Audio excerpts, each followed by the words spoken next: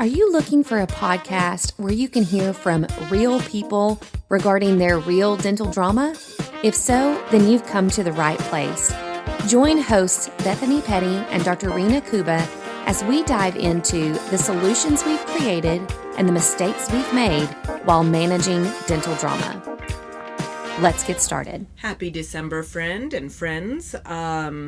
So I'm going to just jump right in, Bethany, and this is something that I'm thinking and hoping you get a lot of questions on, because I know it's something that I struggle with every year, and with it being December and holidays, and I think as an owner, very stressful to think about all the year-end things we need to do, and taxes, and blah, blah, blah, and then, at least in my mind, I'm like, okay, well, September had 3 pay periods.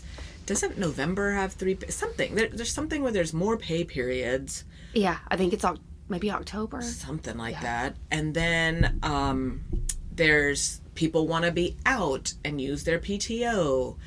And what days are we going to be open? And now are we the bad guy for wanting to open on Christmas Eve? And what do we gift our staff? And are we doing a holiday party? And then, in my mind, at least, we do the holiday pay for Black Friday, for the 24th, and for the 1st. Mm-hmm. So it's just a very expensive time of the year to have, and of course, coming off of like September, October, where things are typically slower in an office, and you hope you've ramped up enough to cover all of these costs. It's just super stressful. Yeah. Like, as if the holidays aren't stressful enough on a personal side, and then the office is stressful enough because people are trying to use their benefits, and then you've got patients that are mad because they can't get in, and then it's just chaos.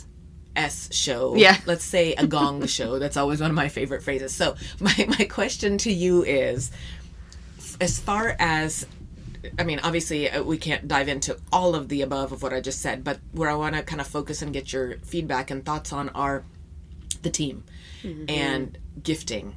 And because I know this is something that I always struggle with every year, going, what am I gifting? We've got several new people on the team.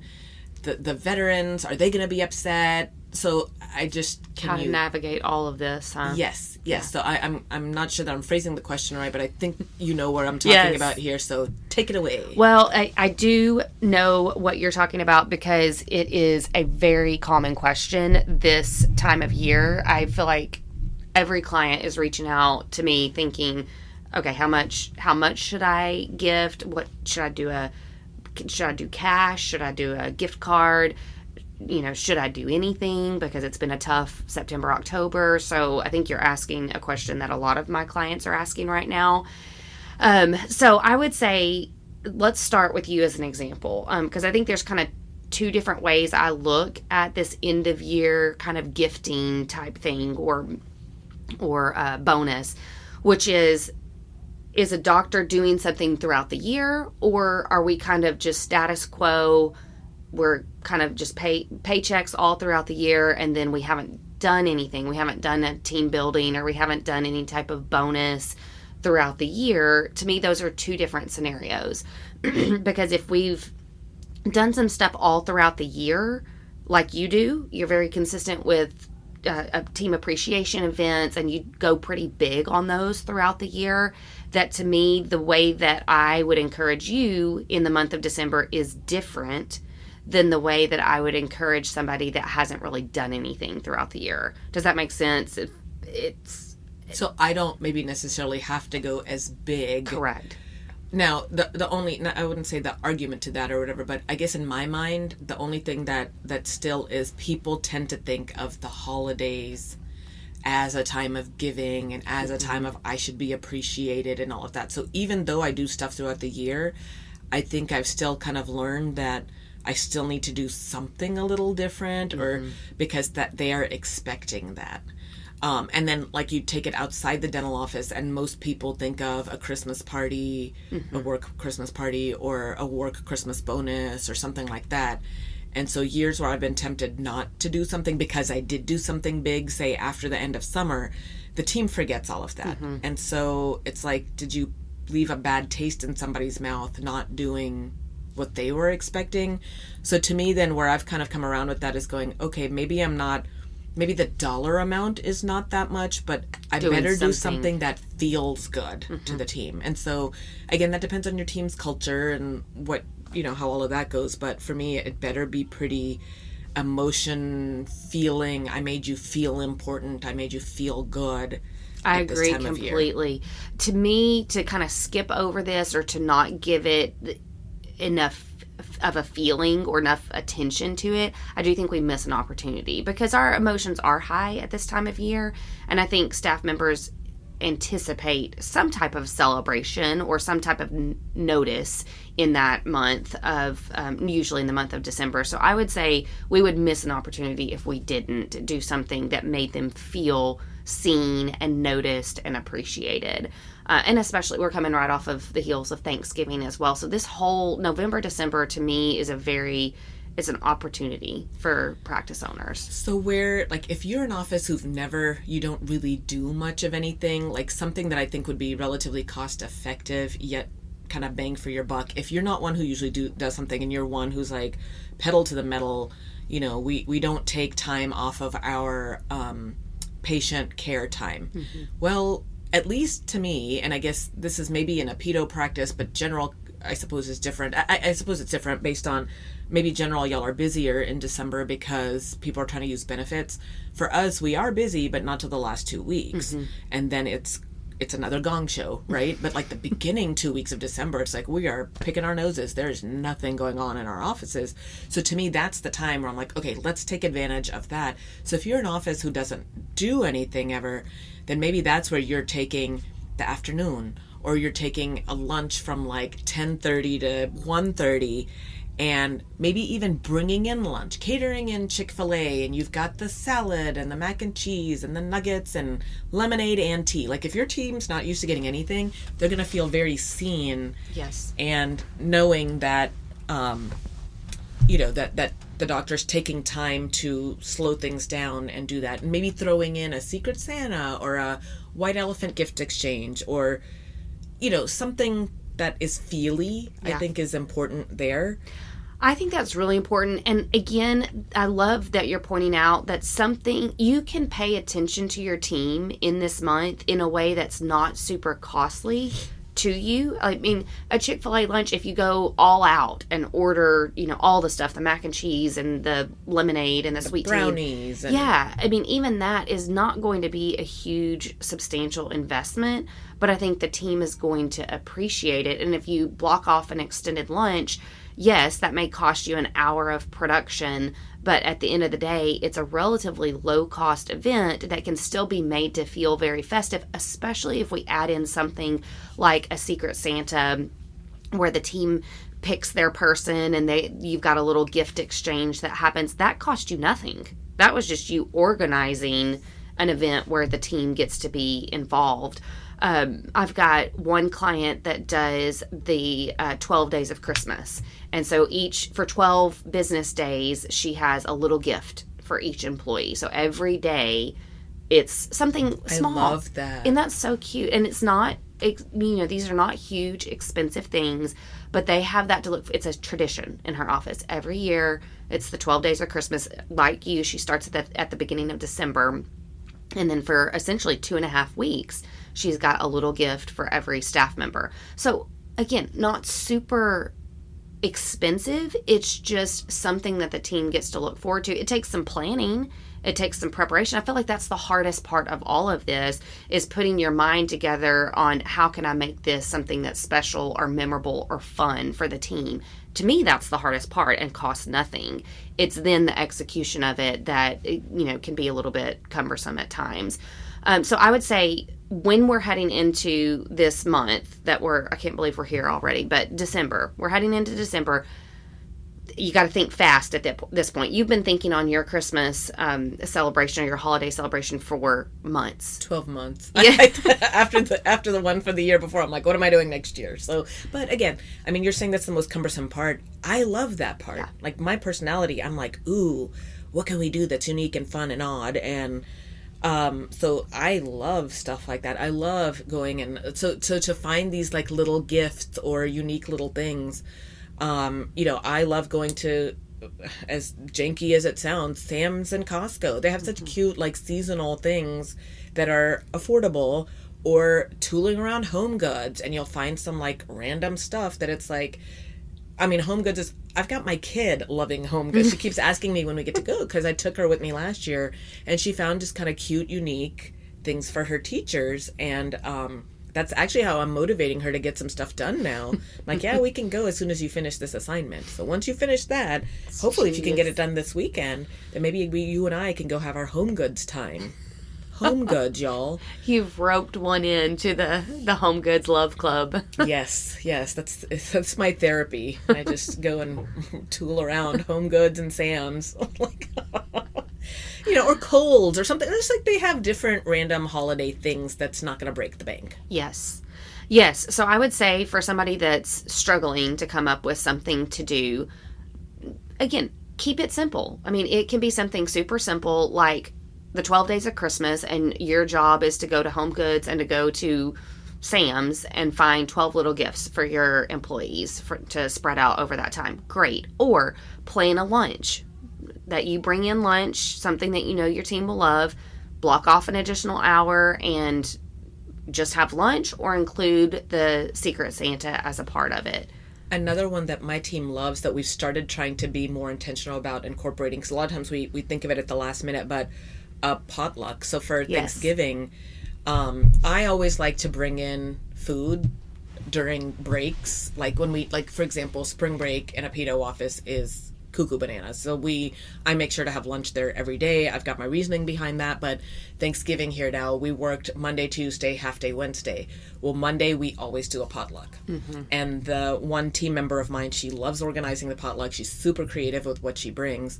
So now she's kind of become my go-to person. I'm like, hey, Nat, can you plan the potluck for the Monday? Tuesday we'll bring in pizza, Wednesday we eat leftovers. And so that way nobody has to worry about lunch that week. Now Christmas for us is longer because there's 2 weeks, 2+ weeks if you count beginning of January before school goes back. But usually that's not as crazy. But that's where we now. So like if you've never done anything and now you're going, wait, I can't block the schedule this right way, or I can't get a reservation, everything's booked up. Plan a potluck. Mm-hmm. And maybe do a theme, like it's a Christmas theme, or all the food has to be green, or it's a Grinch theme, or it's whatever it is. And maybe everybody brings their recipe and then you're exchanging recipes. Like super cost effective, but from a culture standpoint, it's really fun for the team. Yes, I would agree completely with that. And again, a potluck is essentially free. It's just an opportunity to celebrate and to, again, have something that causes the team to work together on a good lunch. And I would say, docs, please, you be the one who brings the pricey item. Like, the team, I'm not a big meat eater, but the team loves their meat. Well, that can get expensive to cook a couple of pounds of ground beef or whatever. Don't give that to your team. Make sure for the team, if you're doing a taco themed potluck, that one person is bringing the sour cream, one person's bringing the lettuce, somebody else is bringing the onions. Or if your team's smaller, then divvy it up that way. But please don't make your team be the one where you're bringing the bag of ice. Yeah. Thank you for making that point. Yes. Don't get out the cheapest on this. You be the one that invests. Or heck, if you're not going to bring in like a Chick-fil-A lunch or something like that, give everybody $10-15 to buy their supplies. You're like, hey, I want to do the potluck. I want y'all making the stuff, but I'm happy to give everybody $20 to get their supplies for the dish, and then again, you're literally funding the potluck, which that's I think a great idea. I've never done that. Yeah. I guess to me, because I am spending so much on the other lunches, where I'm like, this is a good way for me to get a lunch taken care of that I haven't had to pay for. Well, and you've got a big enough team that it really does divvy up where they're only having to bring something very small. I think it's harder for the smaller teams. If you've got 3 or 4 people on your team to put together a good meal, it's going to be more costly per individual. So I would say, especially the budget, here's you $20 for your on a smaller team, because they're going to have to bring more. Love it. Okay, so let's talk about how we pick. I want to do bonus amounts and gifting amounts, and then I want to transition back to other ideas, because we've talked about potlucks and lunches, but you do some additional things at Christmas that I want to talk about. But what is your strategy for, first of all, do you do a quote unquote Christmas bonus or money that you give in the month of December? And if so, how do you decide how much? So that's been an evolution getting there for sure. And I guess to me, I want to be careful because I think initially I wanted to try to do like from a longevity standpoint, like how long that team member has been there gets more. But then I'm like, but how much more? And where do you cap out? And I think that goes back to, do you have other perks in the office? And so for me, one, you're getting compensated more because you've been there. The argument could be, well, I get compensated more because I work more and I bring all this experience or whatever. So anyway, you could go back and forth on all of that. So for me, finally, what I've decided is my cap has been for the last several years, $300. So that way they know not to expect more than that. The people that have been there the longest have only gotten $300, which may not be that much from another office perspective going, oh, that's all you give your team members. But yeah, but it's because I'm doing so much more the rest of the year. Mm-hmm. That's the important takeaway that I want to kind of put an asterisk on, that is $300 for you is a lot because throughout the year, you spend that, if not more, I would say, on almost every event. And again, you've got one in February, you've got one in April, you've got one in end of school year, September. The only time I give money like that, though, is at the end of summer. I'll usually do a gift, and that cap is $300. But in Christmas, like, I guess because I just wanted to make sure that the expectations are set very clearly, because I don't want to go crazy one year and then not be able to do it the next year, and then people be disappointed at the time where I'm trying to enhance this feely thing going on. So, for example, can I just tell what I'm doing this year? Yeah, I would love that. And we're doing it tomorrow, so this will drop tomorrow. So hopefully... no team members are listening. Yeah, nobody's listening. I don't think they listen. I hope not. But I'm in Dallas area, and if you ask me where I came up with this, God only knows. Like, my brain thinks of a lot of crazy things, and so I couldn't begin to tell you this. But I got a bus that I told everybody to meet at the office. They don't know where we're going still. I finally just told them on Friday that you will be boarding a bus. And so we're supposed to meet at the office at 7 a.m., board the bus, and take off. And we're driving down to Waco, Texas, which is about an hour and a half-ish. It'll depend on traffic, I suppose. And so in the car then, like today I'm going to run to Sam's and get bagels and whatever else so we can eat a breakfast in the car. I've told them and said, we're not getting brunch until 10:30. So if you're a big breakfast eater, you need to bring your own. And so, anyway, we're going to get to Waco. Waco is where Joanna and Chip Gaines and the whole Magnolia thing has really kind of become to be like Waco, synonymous with Waco. I've never been down there, but I hear it's really great for, apparently there's a clothing section and a house goods section and a decor section, and apparently like a stationery store, and then apparently the restaurant's really good. So anyway, I did some open table bookings. I couldn't get a hold of anybody. Maybe there was a way and I just couldn't find it. But anyway, back in like July, I booked these tables because apparently it's really hard to eat there, and breakfast is really good and lunch is really good. So I was like, well, if the bus gets us there around 10:30, there we go. There's brunch. I don't have to pay for both. And we just get some, Sam's bagels in the car. And then on the way there, we're going to do Secret Santa. So the bus ride there should be just enough time and get everybody in the spirit and do all of that. And then I've got I ordered from Oriental Trading these kind of stocking bags that cost me, $1. But they're kind of cute and odd and unique. And then I used a marker to write everybody's name on their stocking. And the stocking has, it ended up being, I didn't mean for it to be this, but it's ending up being a Peanuts, like a Snoopy theme. Yes. And where that came from, about a month ago, I was in Sam's and I found these like Snoopy light up sweatshirts. Oh. And so I got one for me and my sisters. We like to have matching Christmas themed things at Christmas time. And then I got home and I was like, this is so darn cute. Like, how cute would this be? Like, I could see people in the office liking this. And then I was like, wait a minute. What if we all had one and we're all tooling around Waco in our light up peanut sweatshirt? Like, it generates a buzz. People know we're part of a group. We want to take pictures. So I went back to Sam's and I bought everybody a sweatshirt. So then I ended up getting a Christmas card that's also Peanuts themed funny enough, a design that kind of matches the sweatshirt, just happened to find that online, got cash. So the people that have been there longer are getting the $300. I think, what did we decide? If you've been there 3+ years, you're getting 300. 2 to 3 years, you're getting 200. 90 days on to the 2 years, you're getting 100. Yeah. And if you just started, you're getting $50, which I think is frankly quite generous. If you've only been there for a month, you're getting to go, you're getting your sweatshirt, you're getting a breakfast, you're getting an experience. Yes. But whether they see it that way or not, I don't know. So... But again, I think the same way on new employees. I just feel like there's got to be a benefit to being on the team longer. And so when the new person on the team gets just as much or close to as much as everybody else, to me, it doesn't feel fair to our long-term people. And if I've been there, 90 days, I would not expect a gift at all.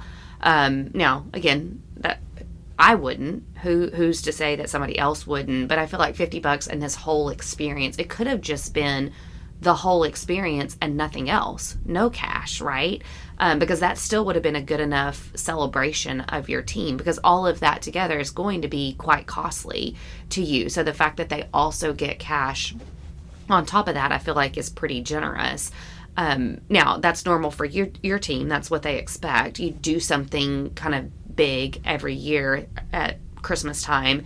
And so I think they've come to expect that. But I like that for you, you've set a very clear ceiling. Like, you never go past that ceiling of $300. Now, the event changes every year. It's something different that you plan, which I think makes it exciting. Which, of course, has only been happening for the last 3 or 4 years. Because before that, our go-to was lunch at Benihana. We left Friday. We went and had lunch at Benihana. We did our gift exchange, and I gave a gift. So, what and how, I think it was pandemic-ish kind of stuff where it's like we couldn't go to Benihana. And so what would that be, 2019 and on? 2020, so the last couple of years. Yeah. Because 2020 was the year we couldn't get into Benihana. So 2019 was your last year at Benihana. Yeah, probably. Yeah. So, these last 3 years, it's been something different. But I do think that's one of the things I would recommend is the cash should change based on longevity. The only asterisk I'll throw in there is that can sometimes be hard on a very small team where you've got, 3 employees and the 2 people that have been with you forever get, $300, or if you don't do anything throughout the year or minimal things, they're getting $500 and $600 and the new person gets $50. That can be a little bit like, oh, there's such a big discrepancy there. But on your team, it's a big team, first of all. And I think you've got, because you do so much throughout the year, it's $300 or less. And so there's not as much of a big discrepancy there. You do cash for yours? It depends every year. This year we decided cash. You get into the whole tax implication side of it, and I pretend like all that doesn't exist. I just do what I want to do, and somebody will tell me if that is wrong. So maybe we may need to delete this part of this podcast. But. No, I will say it's a question I get all the time. Like, can I do gift cards? Can I do cash?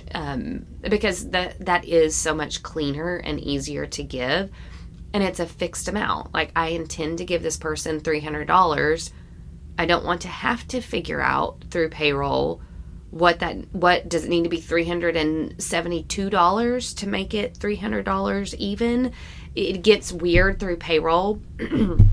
However, it is what you're supposed to do is through payroll, but I will say that very few people choose to do that. They often do a gift card or cash, and they just are kind of like, let's look the other way. I know there's strategies to that. Like, I see, like, Kane Waters puts out a email, Maslus Womble puts out an email of, hey, tax season's coming, like, have you thought about this or whatever? And I hit delete on all of those. Don't even open them. Don't want to know. I'd rather keep my head in the sand and ignore. I again, for any Seinfeld person out there, I think about Kramer where he says something like, oh, it's a write-off. And Jerry goes, do you even know what a write-off is? No, but they do. And they're the ones writing it off. So I played the Kramer at this time of year. I'm just going to do what I want to do, and somebody will have to tell me and guide me. Like, ignorance is bliss as far as I'm concerned in this realm. I might need you to delete this part of the episode, Bethany.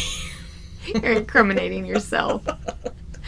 No, some people will try to make it right. So, for example, I've got a client that does bigger, so they have production bonuses throughout the year, but she doesn't necessarily do any additional team building or things like that, but she tries to do a really good Christmas bonus. And so, she does like $500 bonuses at Christmas time. And she knows that if she were to pay that in cash, or if she were to handwrite them a check, like, hey, here's just, here's a handwritten check, she knows they'll get, the employee could get hit with the tax implication of that. So she runs hers through payroll, but she has her CPA tell her, like, what amount do I need to make it so that they get the $500 or $550. And then he makes it all right. Which, so I've done that before too, and I don't think that's a bad strategy. Well, I've not done that. I think for me, either I give the $500 in a different way, not through payroll, or sometimes I let the bonus get hit with taxes. Mm-hmm. Like, the business gets hit with taxes, and that's life. And y'all seem to think that we make all this money and that there's no expenses, and that is not true. Yeah. So if you think that I'm taking home all this money from this surgery case, no, I get taxed just like you do. Yeah. So this is your bonus. Well, that sucks, but that's life. So I don't think it's a bad thing sometimes. Now, I get it, like from our side where we're going, but I really wanted her to have $200. But I have at times just done it through payroll just because I want them to see, like, that's life. Mm-hmm. Yeah, exactly. And again, you do so much throughout the year that I feel like that's a small takeaway from that, is that the taxes are not going to be much. If you were to run the $300 through payroll, for example, that's not going to be a ton on that employee, and they're still going to come out with $270 extra dollars. I mean, that's awesome. And I think you've got the luxury of doing that because you invest a lot throughout the year.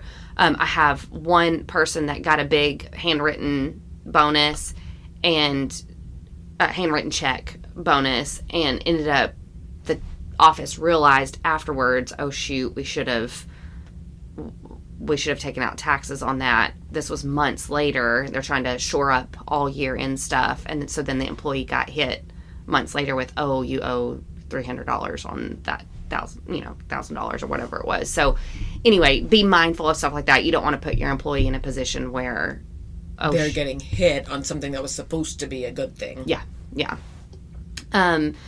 So you do cash. Again, that's just a nugget, a takeaway. I think a lot of people I did cash this year. Okay. Yeah. Cash, gift cards, you can do those as well. Just make sure to let your CPA know that, hey, just so you know, I've got 5 employees and I'm giving each of them $300. They'll get it all, like you said, let them shore it up with what needs to be done from a tax standpoint to make sure you're good to go on that. But you can do gift cards to your CPA. Will likely tell you, don't do gift cards. I'd rather you do it through payroll. But gift cards are very normal this time of year. Again, just run it past your CPA and they'll tell you how to make it all right. Chris, if you're listening, Masu Swample, just tune out for a minute.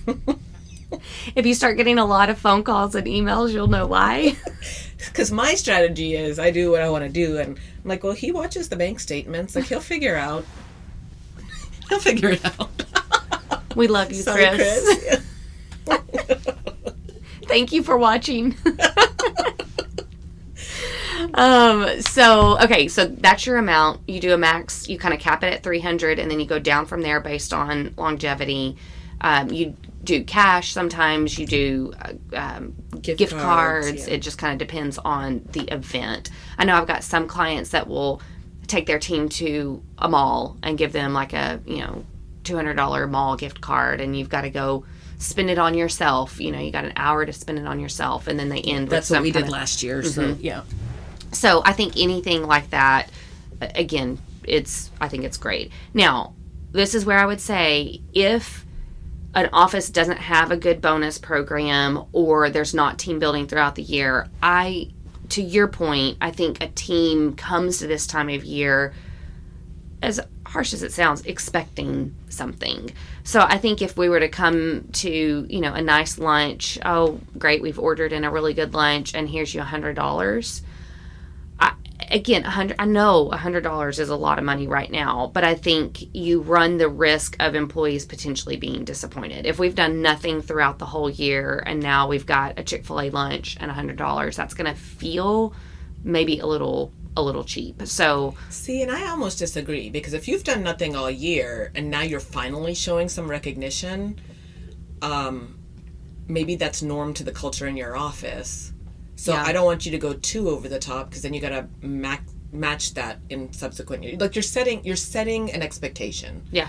And so I don't know. I see your point completely. Like if you've done nothing, but on the other hand, then like depending on how long the employee's been there and what they've seen thus far, that may be norm to go, oh wow, we actually got a lunch and a $25 gift card. Man. Yeah. Cool. Yeah.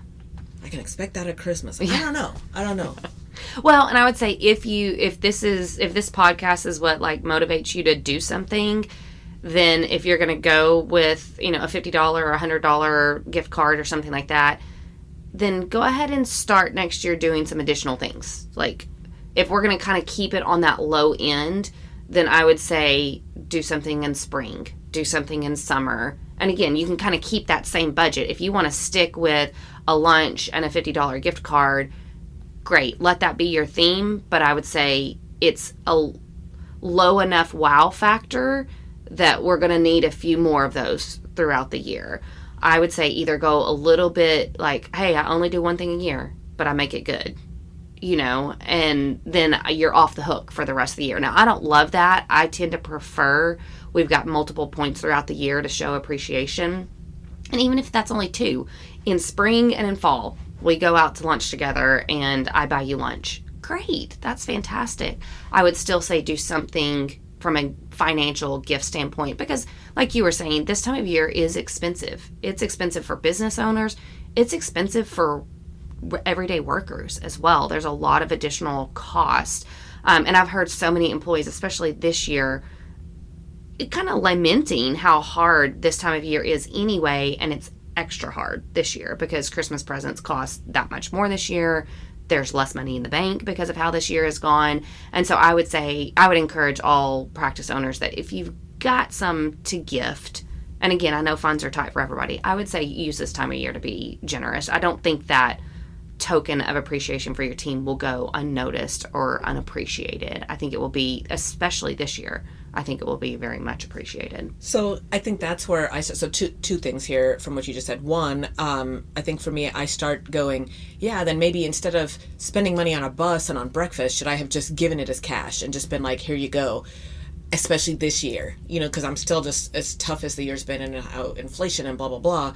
I mean, that the 300 is not going to take you as far as, but I think my fear in doing that, one, because I could do a cheaper Feely, so I weigh all of this going, how do I maximize the Feely, making them feel special? And then and every person wants something different. Like somebody else is going to go, dude, I don't want to hang out with all you people all day. Like, just give me the cash and run. And you've got others that do want to be pampered and do want to be appreciated. So it's always a juggling act for sure. But I think for me, again, I don't want to set a precedent of, hey, this year I didn't spend all this rest on the experience. I'm just going to give it to you as cash, because then that opens a whole nother I agree door. Completely. Question for you. So say that people take a 3-hour lunch to bring in Chick-fil-A and do all of that. What about on the clock or off the clock? Do you get that question asked? All the time. Okay. All the time. So for me, team building should always be off the clock. The problem becomes when we take a production day, a day that people would normally be clocked in, and say, sorry, you can't get those hours. So, hey, we're going to go, spend the day at the mall, and it's on a Friday where we normally always work. But now I'm saying you've got to go spend the day at the mall, and I'm going to give you $150 to spend. Technically, you would have made $150 if you were on the clock. So they've come out net either net equal or net negative even. So that's where I say you've got to weigh that very carefully. If you're going to have them be off the clock for an event, either try to plan it where maybe they're only missing an hour of work. Like, we normally work Friday. We're going to close the office an hour early and we're going to go to the mall. And then they're coming out positive, right? Because they're getting $150 at the mall and they're only missing an hour or an hour and a half of work. So I think I'm fine with that. But to close a good bit of the day to go out and do team building and you don't get paid for that, and this was a regular work day, I get a little bit uncomfortable with that because we don't want the gift to become a negative. We don't want them to ultimately think, well, I would have much rather, I need the money, I need to work, I would have much rather stayed at work than to go play.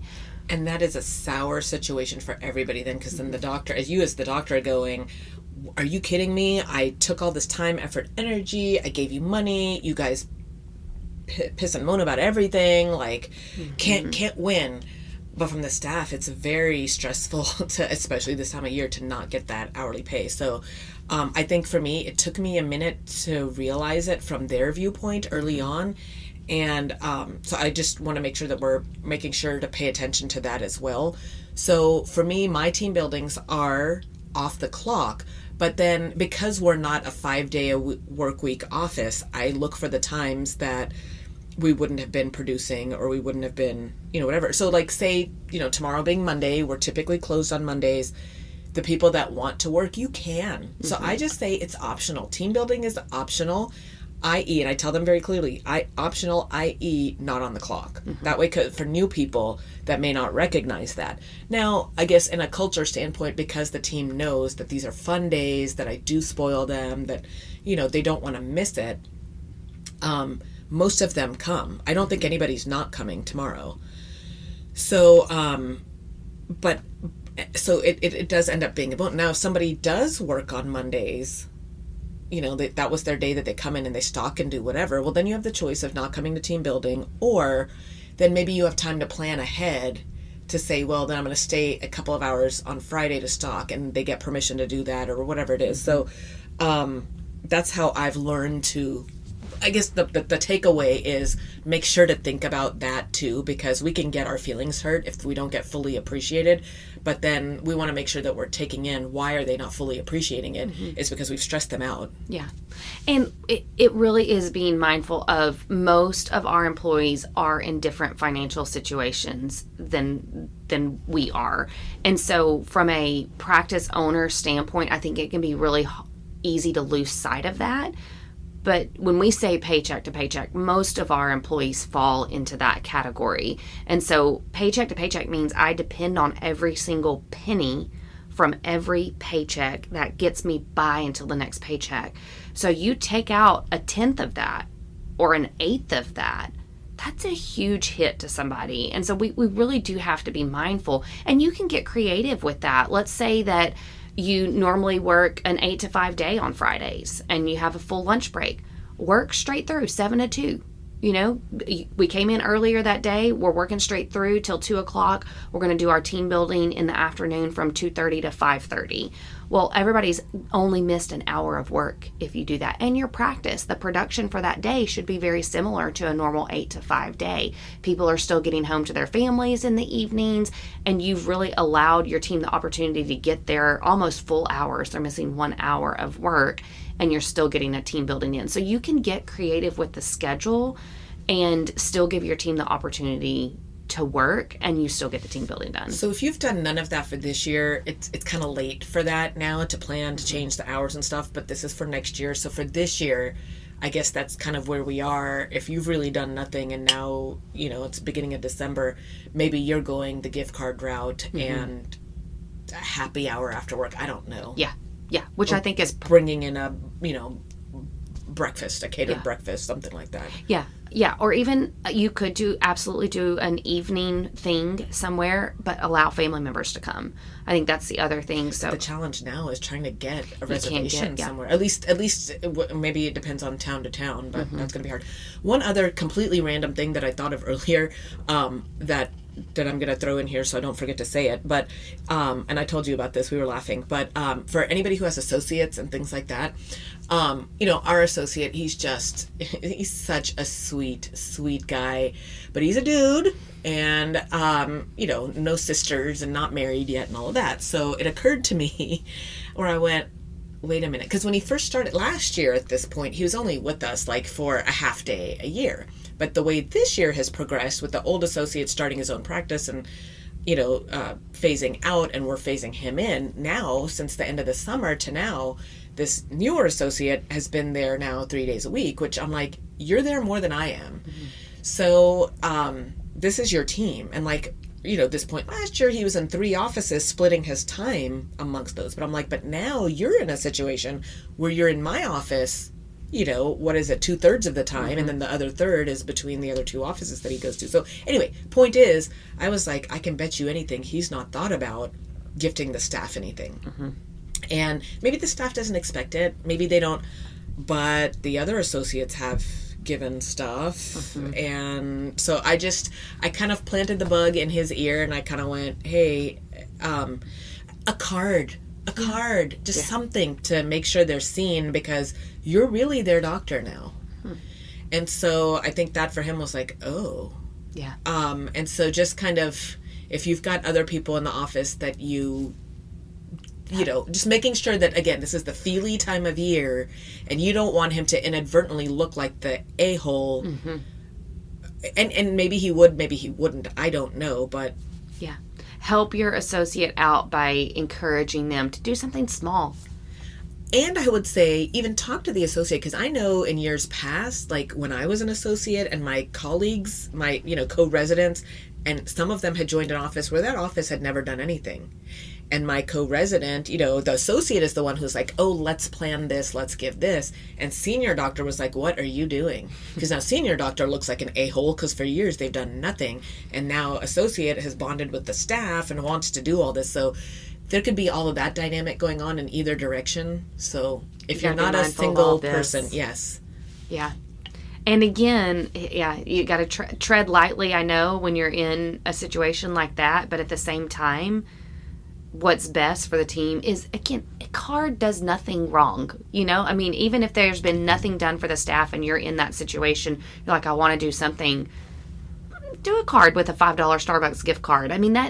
You're not going to ruffle anybody's feathers by doing that. And that team is going to be very appreciative of that. But do run it by senior doc. Yes. Because if senior doc has never done even a $5 gift card, you may have stirred up the drama. And then call and tell us about it. Thanks for chatting with me about it today. Thanks for joining the conversation today. We hope that you are comforted in knowing that you are not alone, but we also hope that you're walking away with some really great tips and tricks to try in your practice. We value your feedback, so please take a few moments to rate and review the podcast. Finally, we want to make sure that we're covering the topics that matter to you. So track us down on Facebook, Instagram, and Twitter, and let us know what topics you want us to cover. As always, please know that we are rooting for you today as you manage your dental drama.